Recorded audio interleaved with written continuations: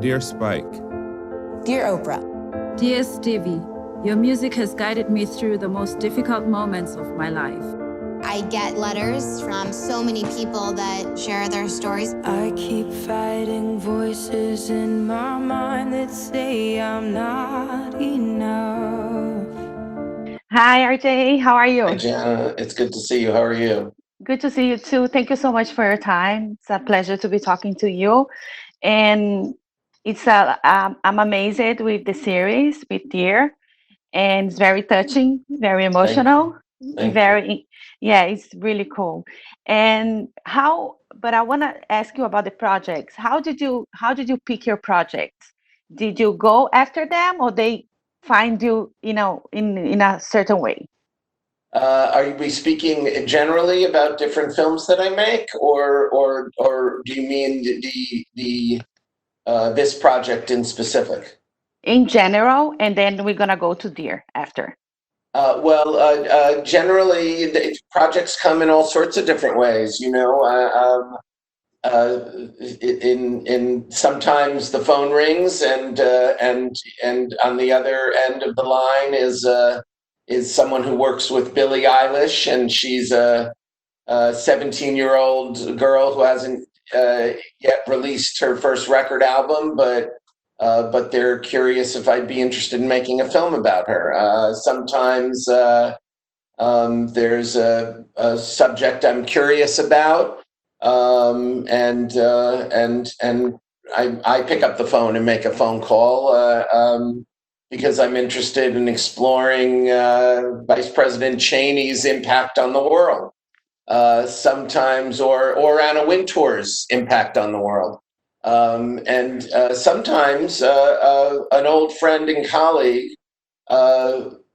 named Zach Van Amberg is given the position of the head of Apple TV, and it gives me a call and encourages me to come in so we could sit and talk about what kind of projects we might do together.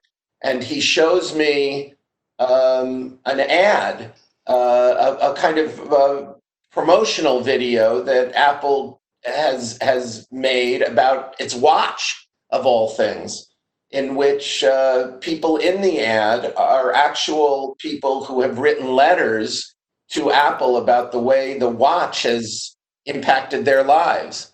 And the ad is called Dear Apple, and it's beautifully filmed. And Zach asks me, as he did, you think there's a TV series that somehow is related to this? And I said, let me go and think about it. And a couple days later, the idea struck me that you could take this approach and apply it to people. If a watch can change your life, goodness knows what will come when we start exploring how people have changed each other's lives.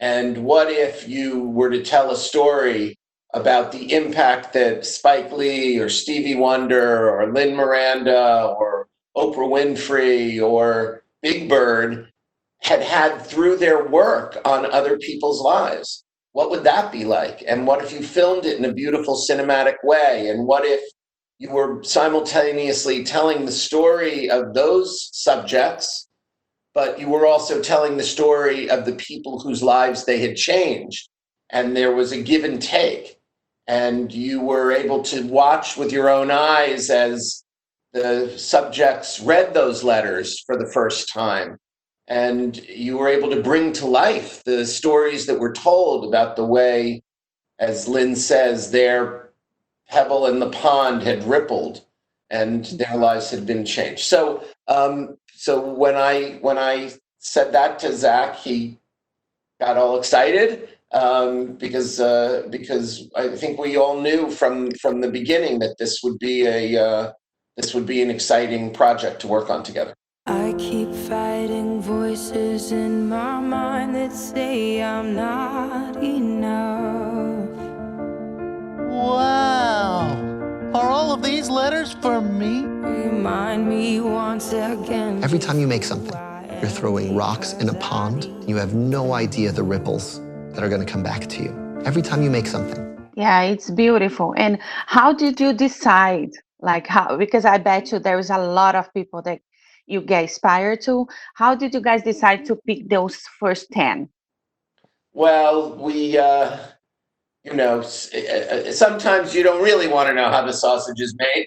It's you ask a lot of people, and when you're making a series for the first time, it's always challenging because you're just describing a project and nobody's seen it. If we're fortunate enough to do another season of Dear, I think it's going to be different because everybody will have seen the show, and the example of what we are able to accomplish with it is kind of writ large in 10 episodes.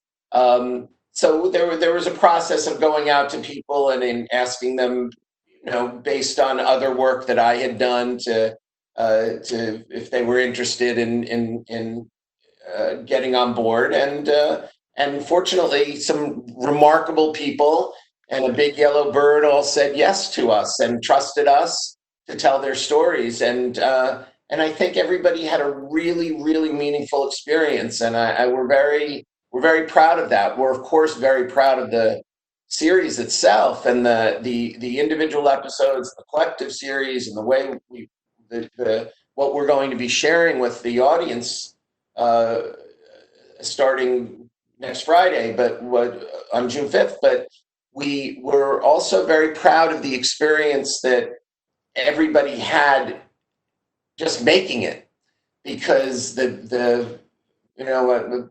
even Lin Miranda even tweeted last week when the trailer dropped that afternoon was an afternoon he'd never forget, because it's we tend to think that folks who have accomplished a great deal, they don't want to hear about it. They don't want to hear about how meaningful their work might be. But of course, that's the most important thing, and we rarely see it explored. The connection that an artist or a thinker or a writer or an educator or a ballerina, an artist, has to their audience.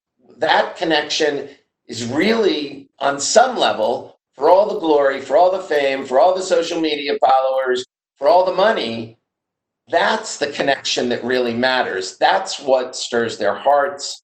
And as Stevie Wonder says, that's what motivates them, confront the blank page the next time. And that's what this series explores.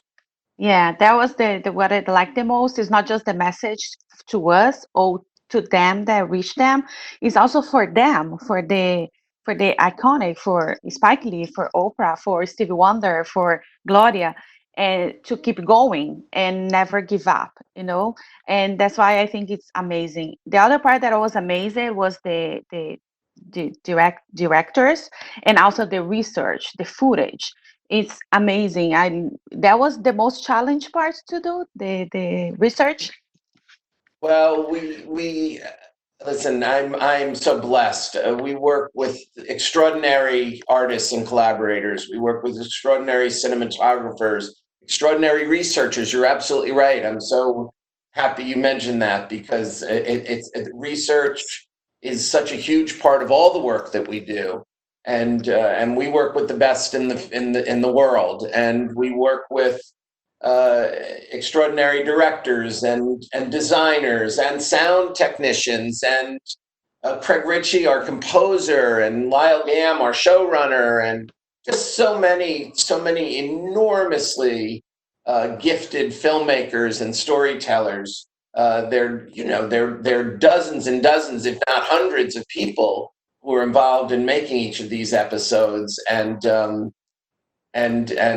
right. And everyone is operating at the kind of height of their powers on a project that set the bar very, very high. We knew it's threading a needle getting these shows to work. You really, I'm sorry to mix the metaphor. I've set the bar high and have you threading a needle, but that's really what it is. You got to jump over that bar and thread the needle at the same time. It's and my team came through. Yeah. And also, since we are talking about encouragement and everything, do you have anything to say and advice to give to your younger self? If you would give an advice to your younger self, what do you say to you or to me or to the younger people? Well, I think the message, one of the messages of this series, of course, is that that one person can change the world, and that works. I would certainly say for anybody that this is a show that explores the fact that you can change other lives with your deeds, with your work. You can never underestimate the power of what you put out in the world. So put your best out because you're going to have an impact. And at the same time, open your heart and open your mind to letting others change you. And you never know where that inspiration is going to come from. You never know what movie you're going to watch that's going to make you think, this is what I want to do next. This is what, this is how I see my life differently now. That piece of music, that work of art, that TV show, that lesson from Big Bird, the change can come from anywhere. So being open to others, we live in such a, we're so isolated in our culture and our society, especially these days. We're all living, for the most part in relative isolation. The connection we can make with each other through our work, through their work, through what we all put out into the world it's meaningful and it's wonderful, and it's something to celebrate and be really grateful for. Yeah. RJ, thank you so much for your time. A lot of success, and I cannot wait for my viewers to watch all the episodes of this amazing series. Thank you. Thank you so much. It's lovely to chat. Bye-bye. All of us must stand up together. If one person tells their story, that allows other people to say, you know what? That happened to me. That's me there. It's as though I'm watching my life and the lives of my students on screen. I could speak to people about their problems because I grew up struggling. You're fat, you're too brown. Ballet is the first time I felt like, wow, I'm beautiful. With you as an example, I've become the first Black woman to get a PhD in aerospace engineering. I knew that I could defy the odds, too. Oh my gosh. That can transform everything. Big Bird, you showed me how to accept people for who they truly are, starting with myself. Your music helped me create the Equal Justice Initiative. That inspires me to want to write more songs, to play them better. You lit a fire inside of us, and we're lighting that same fire in other kids around the world. If every one of us focused on something we want to change, we could change the world. Your legacy is every life you've touched. Dear Spike. Dear Lynn. Dear Stevie. Dear Oprah. Dear Gloria. Dear Big Bird. Dear Jane. Dear Aly. Dear Yara. Dear Misty. Your influence on me changed the course of my life. Dear Gloria. Dear Jane. Dear Misty. Dear Stevie. There's a line from In the Heights that says, wherever we go, we rep our people. Because of you, wherever my life takes me, I will always represent my people. Thank you, Dulce. Thank you. If you like this video, don't forget to comment, to like, and subscribe to our channel right here.